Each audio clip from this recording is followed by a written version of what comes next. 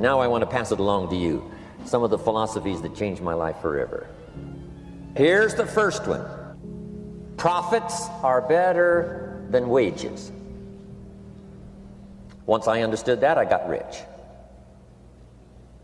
Profits are better than wages. Nobody taught me that in high school. I went to college for a year and a half and never heard it. I'm 25 and broke. I'm not destitute. I'm broke. Too much month at the end of the money is broke. And I finally hear this philosophy. Profits are better than wages.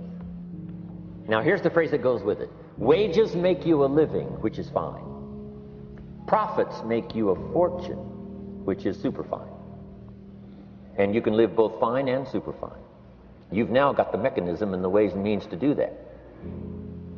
Profits are better than wages. Guess what? I taught this in Moscow when I was teaching capitalism. You know, the communists had it all wrong. They taught that capitalism was, you know, a big company that oppresses its workers. I mean, it was absolutely ridiculous. They had mentally lost it when they came up with this ridiculous philosophy. Communism taught capital belongs to the state, not the people. And we taught all these years what? Capital belongs in the hands of the people, not the state. That's why, of course, kids should pay taxes, because they can be capitalists, and all capitalists should pay taxes.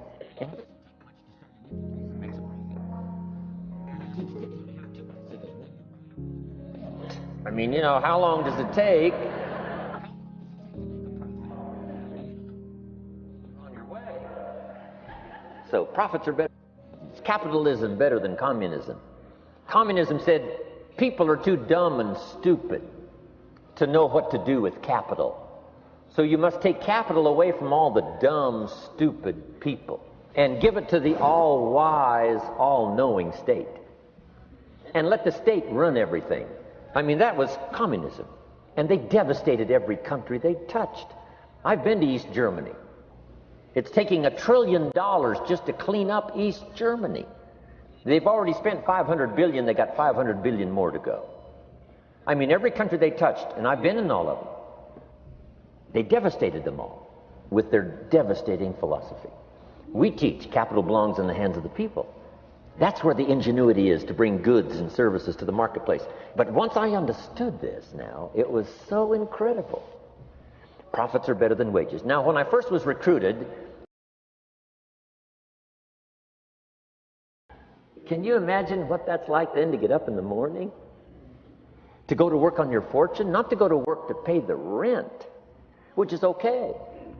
But to go to work to make a fortune? And I said, right now I'm working part-time on my fortune and full-time on my job. But I'm working full-time on my fortune. Can you imagine what life is going to be like? Now, here was my first goal when I started. And that was part-time. I wanted to equal on my profits part-time what I was earning on my full-time job. This is called the magic of part-time. It is so thrilling for people to start working the business part-time, because now you can work on profits, and it doesn't take very long. If you'll really concentrate on those 10, 12, 15 hours a week, it won't be long if you really do it right and learn some of the skills I'm going to talk about. It won't be long until you can be earning as much part-time working on your fortune as you are full-time working on your job. I did that in less than 6 months. Now I've got an incredible invitation. I found a way part-time to work on my fortune, and I'm making as much money at that as I am on my full-time job. Would you like to hear my story? It was incredible. Now here was my second goal, to make twice as much money part-time working on my fortune as I was working full-time on my job. And I reached that in less than a year. Making twice as much money part-time working on my fortune as I was full-time working on my job. Now I've got an incredible invitation that won't quit. I found a way, through a unique opportunity, to work part-time on my fortune, and I'm now earning twice as much money as I am working full-time on my job. Would you like to hear my story? Do you imagine anybody would say, no, I don't care to hear your story? No. everybody I said that to said, wow, yes, what are you doing? I said, I'm glad you asked. Let me tell you. Now, when I started making twice as much money part-time as full-time, here's my dilemma. I didn't want to go full-time. And why not go full-time? And the reason was because I didn't want to give up my electrifying story. Right? It was so powerful, nobody could resist the invitation to at least take a look. I didn't want to give it up. And I hung on for I don't know how long until it was, almost insane. And then finally, reluctantly, I gave up my full-time job. But now you can imagine the thrill and excitement of going to work full-time on my fortune. It was incredible. Here's the next one. Philosophy that helped change my life. It's not what happens that determines your life future. It's not what happens that determines your life future. It's what you do about what happens. All of us are in like a little sailboat. And it's not the blowing of the wind that determines your destination. It's the set of the sail. So jot this phrase down. It's one of the best to understand. Kids need to understand it. The same wind blows on us all. The wind of disaster, the wind of opportunity, the wind of change. The wind when it's upside down, the wind when it's favorable and unfavorable. The same wind blows on us all. The economic wind, the social wind, the political wind. The same wind blows on everybody. The difference in where you arrive in 1 year, 3 years, 5 years, the difference in arrival is not the blowing of the wind, but the set of the sail. And that's what learning is all about, to set a better sail this year than last year. To set a better sail. The first 6 years of my economic life, I wound up broke. Second 6 years, I wound up rich. You say, well, the Democrats must have finally gotten power. No.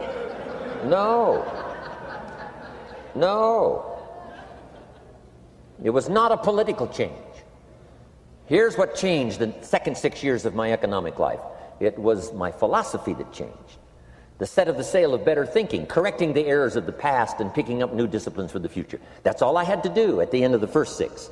Correct the errors of the past and then pick up some new disciplines for the future. And my total life changed. The second 6 years was totally different than the first 6 of my working life.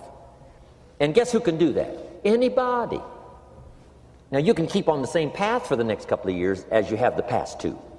But if you wish to, and maybe everything's okay for you and you don't need to, but if you need to make some changes, I'm telling you, you can start doing it today so that the next 2 years will be drastically different than the last 2. And anybody who wishes to do that can. And you can do it between ages 40 and 43. You can do it between ages 13 and 15. You can do it between ages 60 and 62. Any 2 years, any 5 years that you wish to drastically change from the previous 5, you can do it.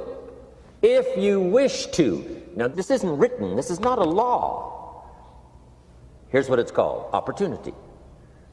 But if you don't know you can change, if you don't know you can drastically change your income, change your future, change your health, change your marriage, change everything. If you don't know that, some people then go year after year after year after year not making much change simply because they didn't get to the class. They never read the book. They never went to the seminar. They never made the discovery. They didn't seek for the knowledge of how could I make my life better. And if you just rock along, I'm telling you it's okay. Anybody can live any way they choose, but I'm here to tell all of you that if you wish to, it's possible to make the next 3 years totally different than the last 3. And all you have to do is just a few things. So if you got that one now, it's not the blowing of the wind that determines your income. It's not the blowing of the wind that determines your fortune. It's the set of the sail. And that's why we gathered here today. Maybe I've got some ideas that'll help you with a couple of little things about setting the sail of your thinking that might drastically give you multiplied more benefit the next 3 years than you've gotten in the last 3. So it's not what happens. What happens to everybody. Chevron years ago brought me in to talk to management. They said, Mr. Rohn, you travel around the world and you're fairly knowledgeable. What do you think the next 10 years are going to be like? I said, gentlemen, I can tell you I do know the right people. So they all leaned forward and listened carefully. And I said, gentlemen, the next 10 years are going to be about like the last 10.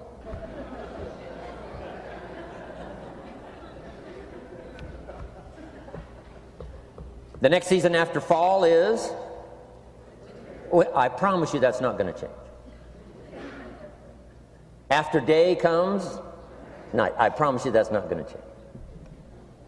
Here's how the last 6,000 years reads. If you want to make a note of Jim Rohn's vision of history the last 6,000 years, here's how it reads. Opportunity mixed with difficulty. It's going to read like that, looks like, for the next 6,000 years. Opportunity mixed with difficulty. Now, sometimes there seems to be more opportunity than difficulty, and then sometimes there seems to be more difficulty than opportunity, but the mix isn't going to change. After expansion comes recession. But after recession comes expansion. Not to think so, see, is naive. And once you've got just a little of this stuff settled, then you know exactly what to do. You know exactly what to anticipate, so you can be ready. Now, here's the next one. Here's what it says. For things to change, you have to change. I was hoping the government would change, and taxes would change, and economics would change, and my boss would change and be more generous. I wished for everything to change, and my teacher said, no, Mr. Rohn, for things to change for you, you have to change. Don't wish it was easier, wish you were better. Once I understood this, this altered the course of my life. Don't wish it was easier, wish you were better. And here's the big one. Don't wish for less problems, wish for more skills. You don't need less problems. You simply need more skills. Don't wish for less challenge, wish for more wisdom. Accept the challenge, because you can't grow without a challenge. You can't get rich without a challenge. You can't fly without gravity. You have to understand the challenge. But that's the key, is to now develop wisdom to overcome the challenge. Don't wish for less challenge, but more wisdom. And then here's one more philosophy that helped change my life forever. You can do the most remarkable things no matter what happens. Humans can do the most remarkable things no matter what happens. Philosophies that changed my life.